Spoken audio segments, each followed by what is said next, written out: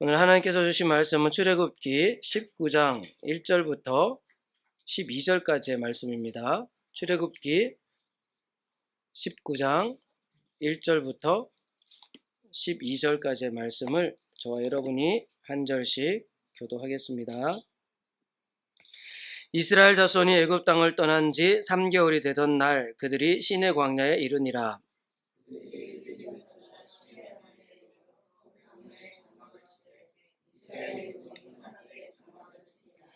모세가 하나님 앞에 올라가니 여호와께서 산에서 그를 불러 말씀하시되 너는 이같이 야곱의 집에 말하고 이스라엘 자손들에게 말하라.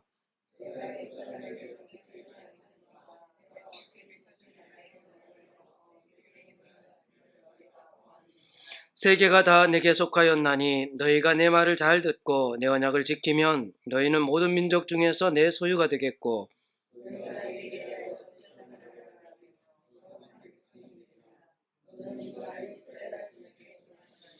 모세가 내려와서 백성의 장로들을 불러 여호와께서 자기에게 명령하신 그 모든 말씀을 그들 앞에 진술하니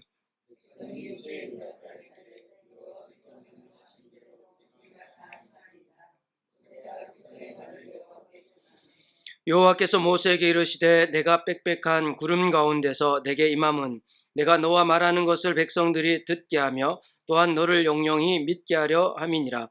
모세가 백성의 말을 여호와께 아뢰었으므로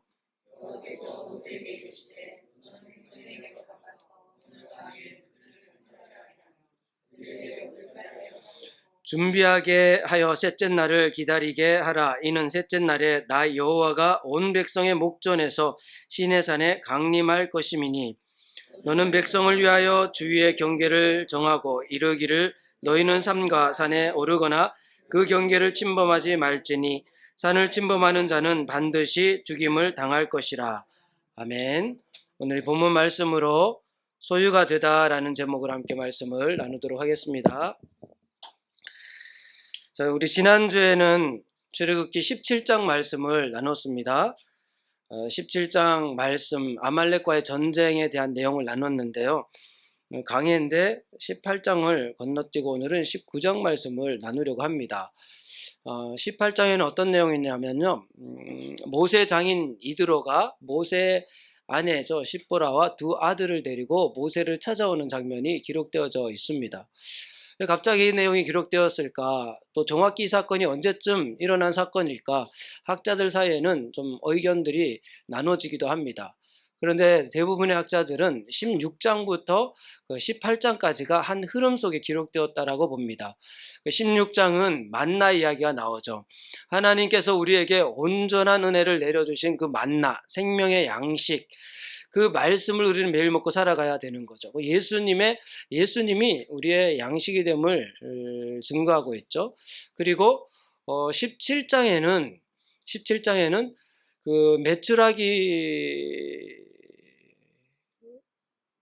아니죠. 르비딤이죠. 르비딤. 17장에는 그 광야에서 물이 없어서 이제 원망하는 이스라엘 백성들에게 바위를 쳐서 물이 나오게끔 하는 장면이 기록되어져 있습니다.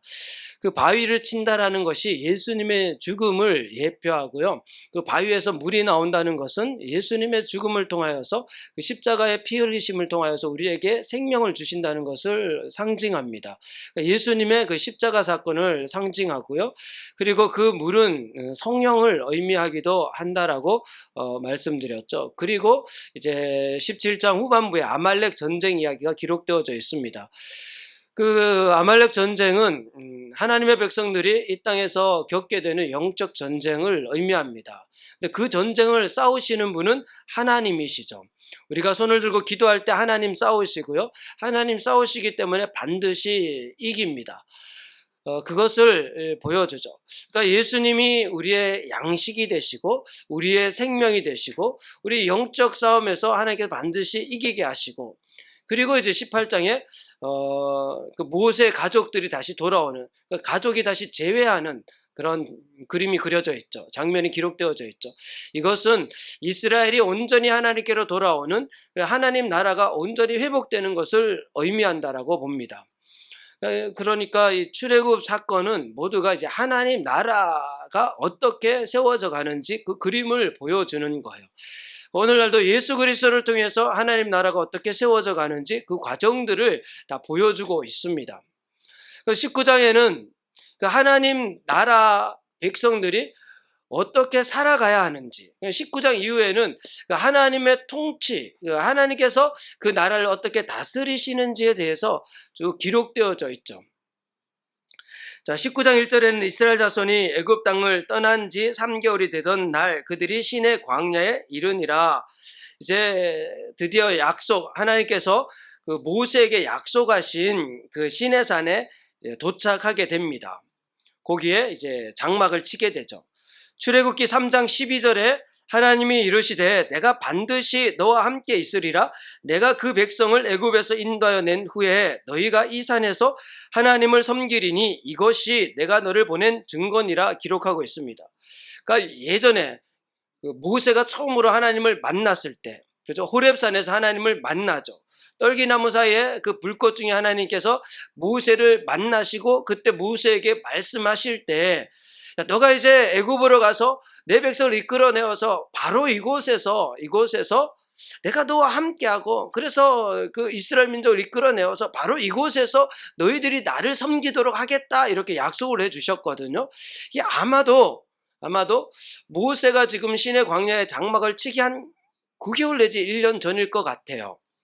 그렇게 하나님 말씀하시고 모세가 애굽까지 가서 애굽에서 이제 바로에게 이야기를 하고 막 재앙들이 일어나잖아요. 그 10가지 재앙이 일어나는 기간이 한 6개월 정도 됩니다.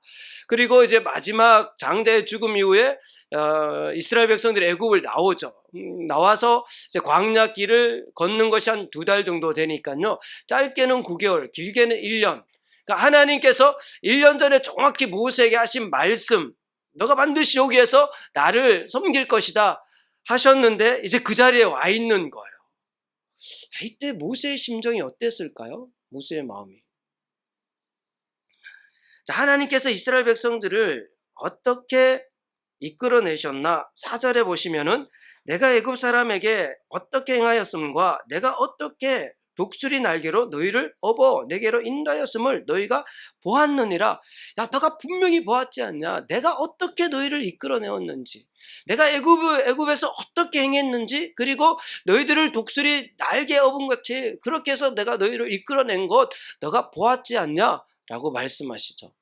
독수리 날개로 너희를 업어 내게로 인도하였음을, 사진을 보시면요, 위에 타고 있는 것이 독수리처럼 보이세요? 종종 이렇게 독수리가 자기 새끼를 이렇게 해서 안전하게 옮겼다, 이렇게 예화로 종종 이 그림을 사용하는 듯해요. 근데 최근에 어떤 분이 저게 무슨 독수리냐, 독수리 위에 타고 있는 작은 새를 잘 보세요. 독수리처럼 생겼나요? 독수리가 아니고 오히려 다른 새가 이제 독수리 위에 올라타서 지금 독수리를 공격하는 거다, 이렇게 주장하는 분도 계세요. 그러니까 사실 4절의 말씀은 그 독수리가 새끼를 날개 업어서 이동시켰다라는 내용이요, 저런 그림은 아니에요. 안전하게 옮겼다, 그런 의미가 아닙니다. 정확한 의미는 민수기를 보시면 알 수 있어요. 신명기를 보시면 알 수 있습니다. 신명기 32장 9절 이후에 보면요, 여호와의 분깃은 자기 백성이라 야곱은 그가 택하신 기업이로다.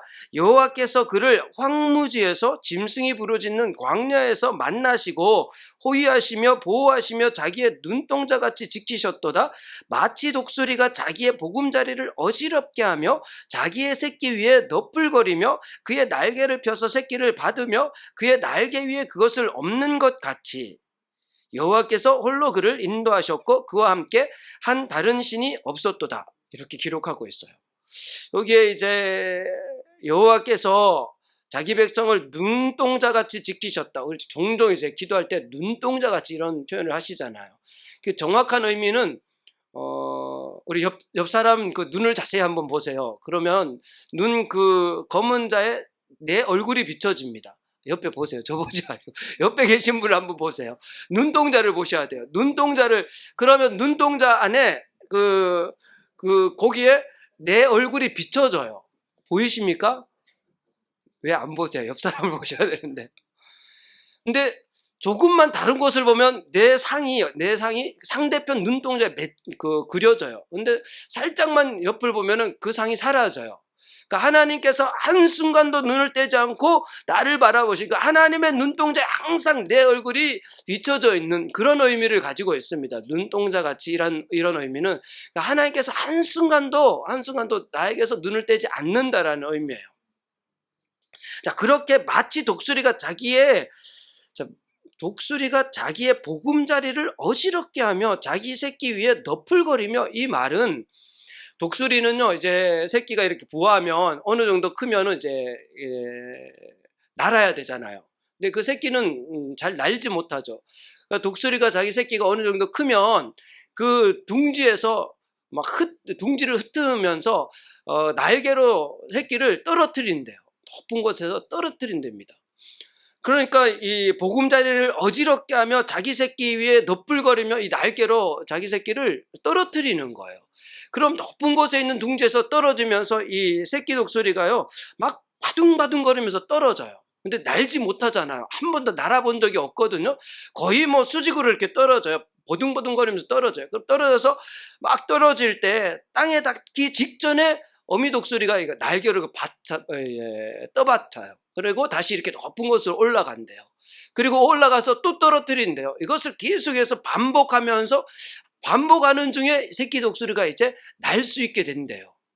그러니까 지금까지 새끼 독수리는 그 둥지가 자기 세상인 줄 아는데, 이제 나는 것을 배우고 나서는 온 하늘이 이제 자기 세상이 되는 거죠. 마음껏 하늘을 날며 그렇게 독수리다운 독수리가 되는 거예요. 그러니까 이스라엘을 하나님께서 이끄실 때 때로는 광야, 황폐한 곳, 물이 없는 곳, 마라 또는 신광야, 그리고 그 열악한 환경 속으로 하나님께서 보내셔가지고 거기서 하나님을 의지하도록 만드는 거예요. 그러니까 하나님을 온전히 신뢰할 때 비로소 이스라엘 백성들은요, 온 열방의 제사장 민족으로서의 사명을 감당할 수 있게 되거든요. 그러니까 지난 2개월의 과정이 그것을 보여줘요. 지난 2개월 하나님의 온전한 은혜 안에서 이스라엘 백성들이 여러 어려운 환경들을 거치면서 때로는 불평하고 원망하고 그때마다 하나님께서 공급해 주시면서 그들을 이끌어 오신 거예요. 그리고 그 중심에 모세가 있습니다. 그러니까 모세가 이제 시내 광야에 장막을 텄을 때 그때 모세의 마음은, 그렇지, 한 1년쯤 전에 이곳에서 하나님 나를 만나 두셨지. 그때 나는 하나님에 대해서 제대로 알지도 못하고 나는 입이 어눌하다고 몇 번이고 하나님 저는 못 갑니다. 하나님께서 막 등을 떠밀다시피 해서 애굽으로 가야만 했던 그때 모세잖아요.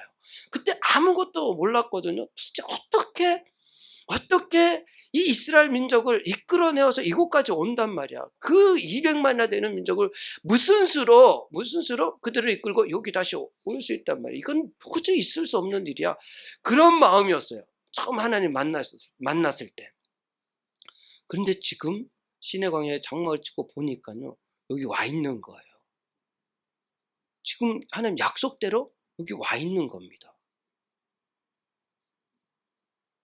이게 우리 신앙의 여정이에요. 신앙의 여정. 그래서 하나님께서 우리에게 약속의 말씀을 주십니다. 야, 너는 반드시 이런 삶을 살 거야. 근데 우리 하나님 말씀을 들어도 우리는 잘 몰라요. 하나님, 제가 세상에서 뭘 할 수 있습니까? 내가 할 수 있는 일이 별로 없고요. 지금 세상이 얼마나 혼란스러운데요. 이것도 어렵고 저것도 어렵고 이것도 쉽지 않고 이것도 쉽지 않습니다. 내가 할 수 있는 일이 뭐가 있겠습니까? 근데 막 정말 하나님께서 등을 떠밀다시피 해서 한 걸음 한 걸음 가는데 어느새 보니까 하나님 약속들이 하나하나 이루어져 가는 거예요. 하나님 약속들이 하나하나 성취되어져 가는 거예요. 그 자리에 우리가 있게 되는 거예요. 그러니까 모세가 시내 광야에 장막을 쳤을 때, 야, 정말 하나님 신실하시다. 정말 약속대로 나를 이곳으로, 우리 민족을 이곳으로 이끄셨구나. 그래서 모세는요, 조금도 주저하지 않고 망설이지 않고 하나님 앞으로 올라가죠. 3절에 모세가 하나님 앞에 올라가니 여호와께서 산에서 그를 불러 말씀하시되, 이 시내산이 한 2200m 정도 됩니다. 그런데 얼마나 험악한지요. 젊은 사람들도 그냥 걸어서 올라가기가 쉽지 않은 산이에요. 근데 지금 80이 넘은 모세가 저기에 도착하자마자 하나님께 가는 거예요. 하나님께서 얼마나 신실하게 자기 인생을 인도하셨는지 아니까 그 하나님을 다시 만나기 위해서 저 시내산에 올라갑니다. 그리고 그곳에서 하나님께서 모세를 만나시고 뿐만 아니라 이스라엘 백성들을 만나시죠. 그리고 이제 이스라엘이 하나님 나라로 세워지는데 필요한 모든 말씀들을 여기에서 주시죠. 그러니까 시내 광야에 머문 기간은 약 1년 정도 돼요.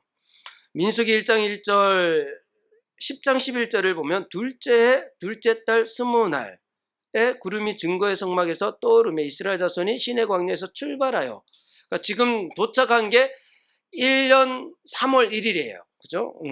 19장 1절에 3개월 되던 날, 3월 1일입니다. 그러니까 1년 3월 1일 시내광야에 도착했는데 2년 2월 20일 이 시내광야를 떠나니까요. 거의 정확히 1년이에요. 1년. 1년 있으면서 하나님께서 이스라엘을 만나세요. 만나시면서 이스라엘 민족에게 있어서 어찌 보면 우리 인류 역사에 있어서도 가장 중요한 말씀들을 이때 하십니다. 그리고 이스라엘 백성들과 새롭게 언약을 맺으시죠. 자, 어떻게 이스라엘을 만나시고 또 어떤 언약을 맺으셨냐 하면, 오늘 본문에서 첫째 주제는요, 하나님께서 이스라엘을 제사장 나라로 삼겠다고 약속하십니다. 자, 3절에 모세가 하나님 앞에 올라가니 여호와께서 산에서 그를 불러 말씀하시되 너는 이같이 야곱의 집에 말하고 이스라엘 자손들에게 말하라. 이 야곱의 집 이스라엘에게 말하라. 6절에 보면 너희가 내게 대하여 제사장 나라가 되며 거룩한 백성이 되리라. 야곱의 집 너 이스라엘, 너희가 이제는 거룩한 제사장 나라가 될 것이다. 하나님께서 이 약속을 하시는 거예요. 이제 너희를 거룩한 제사장 나라로 삼겠다. 이것이 시내산에서 하나님께서 이스라엘 백성과 맺으신 언약이에요. 언약. 하나님께서 오래전부터 이미 땅을 준비하셨죠. 가나안이라는 땅을 준비하시고요.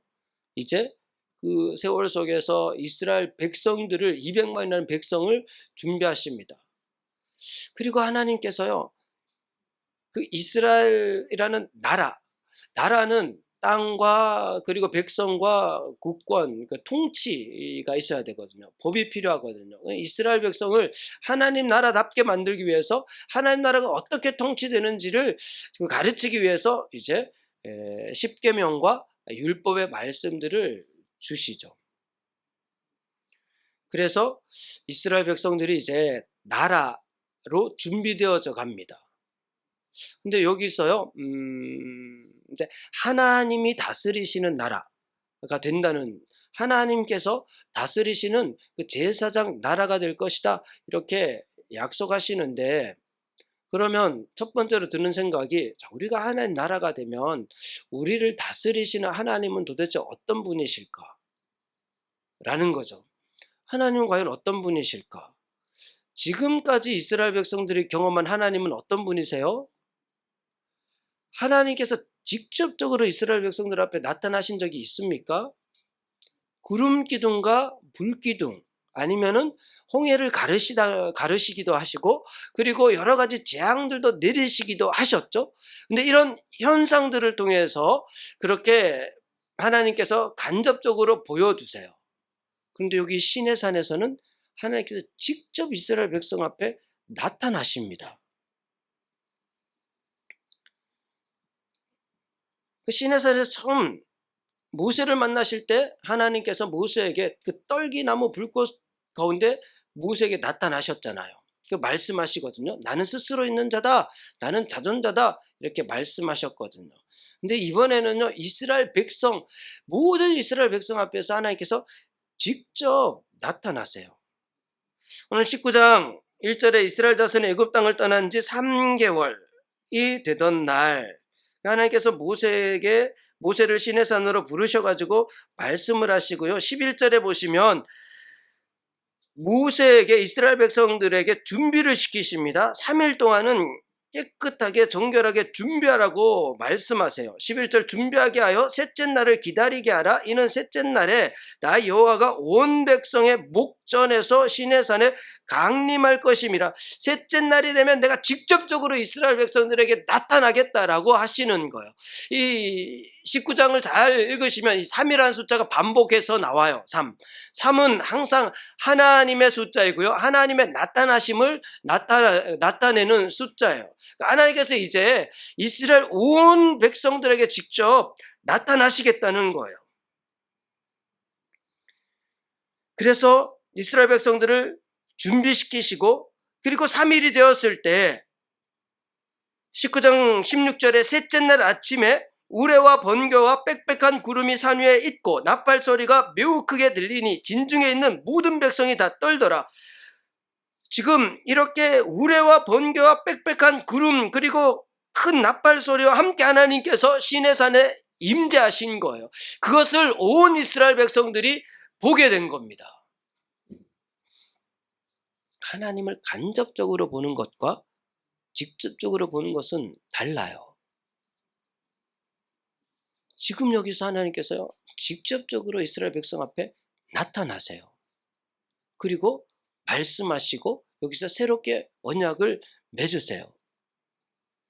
그때 이스라엘 백성들의 반응이 어땠냐면요, 20장 18절에 보면 뭇백성이 우레와 번개와 나팔 소리와 산의 연기를 본지라 그들이 볼 때 떨며 멀리 서서 모세에게 이르되, 이들이 하나님의 임재를 보게 되니까요 두려워서 떨며 모세에게 이르되 당신이 우리에게 말씀하소서 우리가 들으리이다.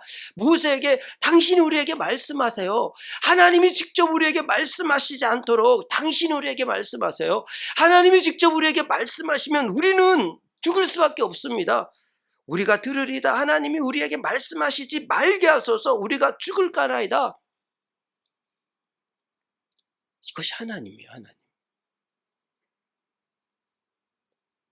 이제 이스라엘을 다스리시는 하나님이 어떤 존재인지 그 백성들에게 직접 보여주세요. 근데 참 이스라엘 백성들은 점점 하나님을 이때 시내 광야에서 직접 나타나신 하나님, 그때 두려워 떨며 정말 직접 그 말씀 듣는 것도 했었는데, 근데 시간 좀 지나면 이들은 또 하나님을 잊어버려요. 근데 오늘날 보세요. 그 당시나 지금이나 하나님은 하나님이세요. 지금도 하나님은요 만물을 다스리고 계십니다. 하나님의 그 위엄과 하나님의 권세는 우리말로는 사람의 언어로는 다 표현할 수 없어요. 근데 이 예배는 그 하나님께 나오는 시간이거든요. 근데 우리 마음은 하나님에 대한 그 두려움이 있나? 떨림이 있나? 어떻습니까? 오늘날 성도들은 하나님 앞에 설 때 그런 두려움이 있을까요? 떨림이 있을까요? 오늘날은요 하나님을 너무 가볍게 여겨요. 얼마나 하나님을 가볍게 여기는지 모릅니다. 심지어는요 목회자들 중에서는 하나님 나한테 까불면 이런 표현을 써요. 진짜 있을 수 없는 표현을 써요.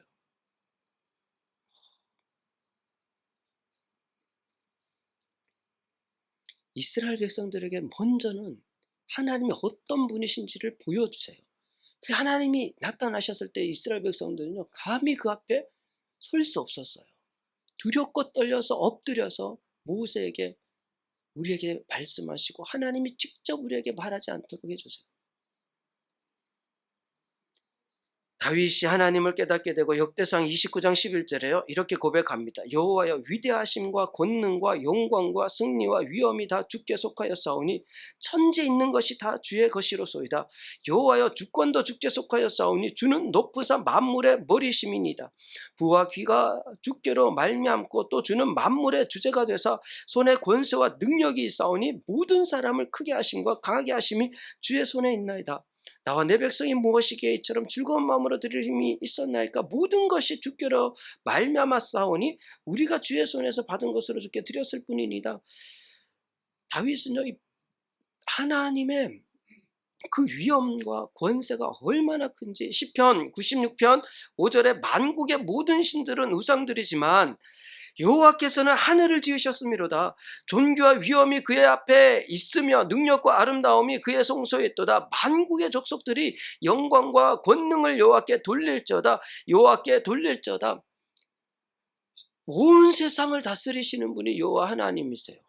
이사야서 40장 15절에는요, 보라 그들에게는 열방이 통에 한 방울 물과 같고 저울의 작은 티끌 같으며 섬들은 떠오르는 먼지 같으리니 그의 앞에는 모든 열방이 아무것도 아니라 그는 그들을 없는 것 같이 빈 것 같이 여기시느니라. 하나님 앞에는요, 이 세상 모든 것이 티끌 같은, 하나님이 얼마나 크고 놀라우신 분이신지 우리는 그 하나님을 예배하는 하나님의 백성들이에요. 종종 저도 이제 말씀을 준비하고 예배를 인도하면서 제 스스로를 점검해 봐요. 과연 난 하나님 앞에 정말 하나님에 대한 경외하는 마음, 두려운 마음이 있을까? 하나님 앞에 정말 그렇게 두려운 마음을 가지고 설까?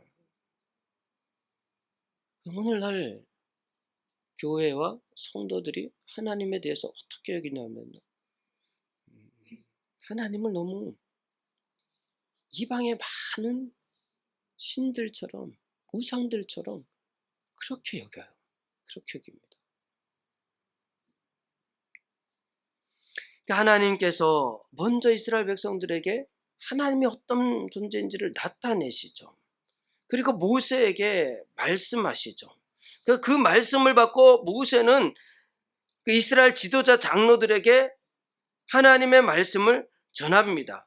7절에 모세가 내려와서 백성의 장로들을 불러 여호와께서 자기에게 명령하신 그 모든 말씀을 그들 앞에 진술하니, 모세는 하나님께 받은 그 말씀을 그대로 그 장로라는 단어는요, 자켄이라는 단어인데 연장자, 우두머리 이런 의미를 가집니다. 그 교회 리더십이겠죠. 교회 지도자들이겠죠. 그 교회 리더십 지도자들이 가장 먼저 해야 될 일이 뭘까요? 저희 교회는 장로가 없지만 앞으로 장로 장립도 될 테고 하겠죠. 그리고 여러 좀 규모가 있는 교회들마다 장로라는 직분자들이 있습니다. 자, 그 직분을 가진 사람들이 가장 먼저 해야 될 일이 뭔가요? 뭘까요? 교회를 어떻게 운영하고 다스리고 교회에서 어떤 일을 하고 그런 걸까요? 아니요. 첫째는 하나님의 말씀을 받는 거예요. 하나님의 말씀을 받는 겁니다. 오늘 본문에요, 먼저 모세가 하나님으로부터 음성을 듣고 그것을 장로들에게 그대로 진술하죠. 진술. 이 진술하다라는 단어는요, 그냥 펼쳐놓다 이런 의미를 가져요. 그냥 두다, 펼쳐놓다. 하나님의 말씀에는요, 뭔가를 더하거나 빼서는 안 돼요. 자기 생각이나 아니면 자기 감정이나 이런 것을 넣어서는 안 돼요. 하나님께서 모세에게 말씀하시는데 모세가 자기 감정을 넣어서 진노해서 막 그 바위를 쳐서 물이 나오게 할 때 하나님께서 뭐라고 하시냐면요, 너는 믿음이 없어서 순종하지 않아서 너는 가나안에 들어갈 수 없다, 그렇게 말씀하세요. 그래서 말씀을 전하는 목회자들이 제일 주의를 해야겠죠. 저도 말씀을 전할 때 여러 개 미사여구나 아니면 은유라고 하나요? 아니면은 비유라고 하나요? 가능하면 이런 것을 안 하려고 해요. 내 감정이라 내 생각이 들어가서는 안 돼요. 하나님의 말씀을 그대로 그대로 펼쳐놓는 것.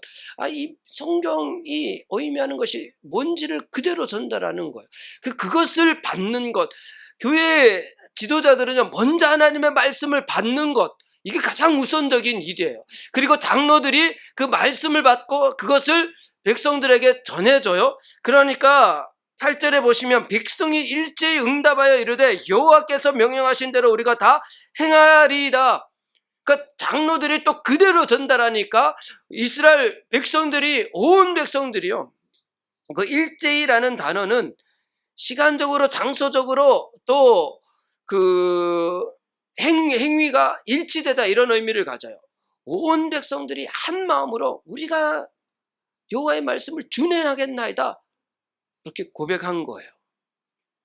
그 리더십은요, 장로라는 리더십은 하나님의 말씀을 받고 하나님의 말씀을 그대로 전달할 때 그 공동체가 다 하나님의 그 말씀에 온전히 순종할 수 있도록 이끄는 역할을 하는 것이 지도자들이 해야 될 역할이에요. 오늘날 교회를 한번 생각해 보세요. 이 본질에서 얼마나 많이 벗어나 있는지 모릅니다. 그렇게 하나님께서 이스라엘 백성들에게 말씀하시고, 그러니까 백성이 일제히 응답하여 이르되 여호와께서 명하신 대로 우리가 다 행하리다라고 응답했을 때, 이때 이제 이스라엘 백성들은 하나님의 거룩한 제사장 나라가 되는 거예요. 하나님의 거룩한 제사장 나라가 되는 겁니다. 하나님께서 이스라엘 백성을, 야곱의 집을 하나님의 거룩한 제사장 나라로 삼겠다 말씀하시고 우리가 그렇게 하겠습니다 라고 이스라엘 백성들이 응답을 한 거예요. 이렇게 계약이 맺어진 거예요. 시내산 언약이 맺어지는 겁니다.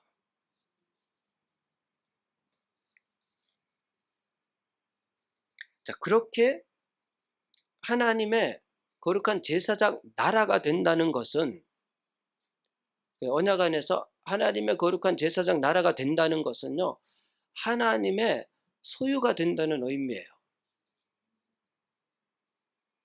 5절에 세계가 다 내게 속하였나니 너희가 내 말을 잘 듣고 내 언약을 지키면 너희는 모든 민족 중에서 내 소유가 되겠고 하는 말씀하시죠. 세계가 다 내게 속하였나니 하나님만이 선포할 수 있는 말이죠. 모든 세계를 다 다스리신 하나님만이, 그래 이 모든 세계와 나라와 민족들이 다 내게 속했는데 그 모든 민족 중에서 이스라엘 너희를 내 소유로 삼겠다. 이 소유라는 단어는 세굴라라는 단어입니다. 히브리어로 세굴라. 근데 의미는요, 왕국의 가장 값진 보물, 이런 뜻이에요. 그럼 왕국이 있으면 왕궁이 있잖아요. 그 왕이 그 나라 안에서 가장 값진 보물을 그 왕궁의 보물 창고에 넣어두잖아요. 그 안에서도 가장 값진 것, 이게 세굴라예요. 세굴라. 그러니까 모든 세상이 내게 속했고 모든 나라 민족이 내게 속했는데 그 속에서 가장 소중하고 가장 값진 존재로 내가 너를 삼겠다, 이런 의미예요. 이스라엘 백성들을. 그리고 오늘날에도 하나님의 약속의 말씀은 유효하죠. 오늘날도 예수 그리스도를 믿고 구원받은 하나님의 백성들은 세굴라예요. 세굴라. 이 시대 모든 나라 민족 중에 가장 값진 존재, 하나님께서 저와 여러분을 하나님의 소유로 삼으신 줄 믿습니다. 믿어지세요? 정말 믿어지세요? 하나님께서 나를 하나님 소유로 삼으셨는데 그 의미는 이 땅의 모든 것보다 존귀한 값진 보물 같은 존재라고 하나님께서 나를 그렇게 여기신대요. 이게 믿어지셔야 돼요. 정말. 이스라엘 백성들은 지금까지 원망과 불평과 불순종하며 여기까지 왔는데 이스라엘 백성들 어떻게 행했는지 이걸 보는 것이 아니라 하나님께서 너를 내 소유 삼겠다, 이렇게 선포하시는 거예요. 그러니까 예수 그리스도를 믿는 성도들을 하나님께서는요, 이렇게 선포하세요. 너는 내 소유다. 왕 같은 내 제사장이다. 거룩한 백성이다. 너는 세굴라, 이 시대 무엇보다도 소중한 존재다. 존귀한 존재다. 이렇게 말씀하시는 거예요. 이 사실이 믿어지는 은혜가 있기를 바라요. 근데 여기에서는요, 한 가지 조건이 붙습니다. 시내산 언약에는요, 한 가지 조건이 붙어요. 5절을 잘 보시면 세계가 다 내게 속하였나니 너희가 내 말을 잘 듣고 내 언약을 지키면, 내 말을 잘 듣고 내 언약을 지키면 너희는 모든 민족 중에 내 소유가 되겠고, 지키면, 듣고 지키면 소유가 되는데 듣고 지키지 않으면 어떻게 됩니까? 소유가 안 되는 거죠. 이스라엘 백성들은 지켰을까요? 지켰을까요? 지키지 못했을까요? 지키지 못하죠.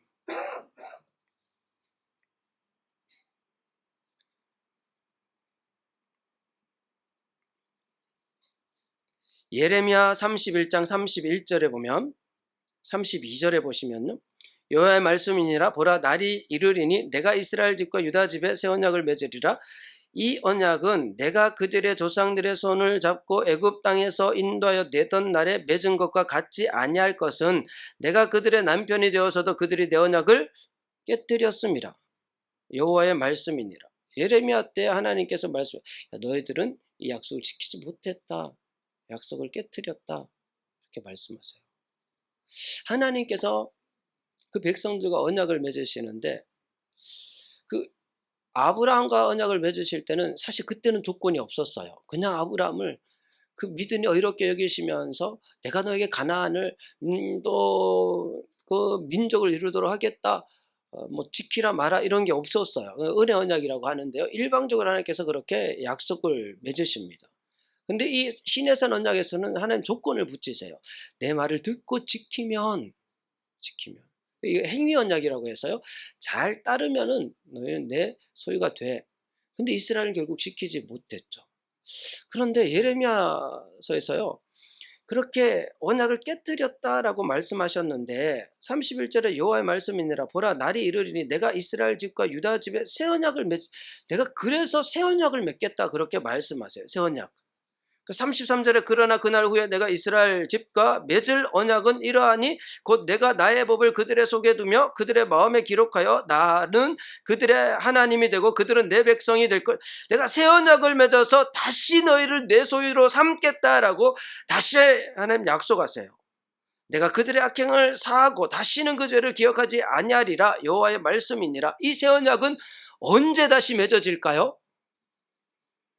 언제요?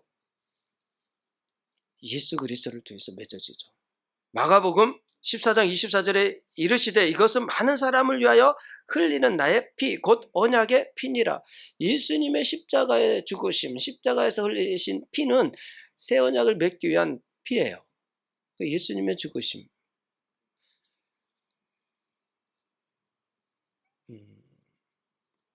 예수님 하나님께서요 아브라함과 맺은 언약은 은혜 언약입니다. 일방적으로 맺은 언약이에요. 그리고 시내산에서 맺은 언약은 행위 언약, 말씀을 지켜야지 이루어지는 언약입니다. 그 예수님을 통해서 맺은 언약은 이 둘을 다 포함해요. 하나님께서 일방적으로 맺으신 언약인과 동시에 언약을 다 지키면 하나님의 소유가 되는 언약이에요. 이것을 충족시키는 언약입니다. 그 영원한 언약이에요. 그럼 하나님과의 약속을 우리는 다 못 지키잖아요. 다 지키십니까? 다 지키세요? 우리를 못 지키잖아요. 그러면 언약이 성취가 되지 않잖아요. 근데 걱정할 게 없는 것이 그 언약을 한 획도 틀리지 않고 완벽하게 다 지키신 분이 있죠. 누가 지키시나요? 예수님이 지키세요. 예수님은 하나님의 그 모든 말씀을요 정말 1.1획도 틀림없이 완벽하게 다 지키세요. 그러니까 하나님의 그 은혜 언약과 행위 언약을 완전히 충족시키신 분이 예수님이세요. 그러니까 예수님께서 다 지키셨기 때문에 예수님 믿는 백성들도 그 언약을 다 지킨 것으로 하나님께서는 인정해 주세요. 그래서 이제 우리는 하나님의 소유가 되는데 어떤 것보다 존귀한 존재가 되는데 우리는 행위를 다 지키지 못하지만 예수님이 다 지키신 것 때문에 그리고 하나님께서 일방적으로 그것을 믿는 자들에게요.